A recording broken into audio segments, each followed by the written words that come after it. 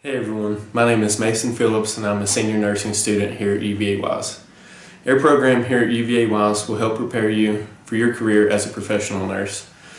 Over the course of our program, we have produced high NCLEX pass rates, and here at UVA Wise, you'll have the opportunity to work one-on-one to learn from our faculty in nursing simulation labs and also in the classroom, so that they can get to know you on more of a personal basis. The unique part about our program is that you have the opportunity for extracurricular activities that will help you grow as a nurse. For example, I've had the opportunity to work in a paid internship at the Veterans Affairs Medical Center in Mountain Home, Tennessee. My advice for an incoming freshman that's considering nursing is to stick with it.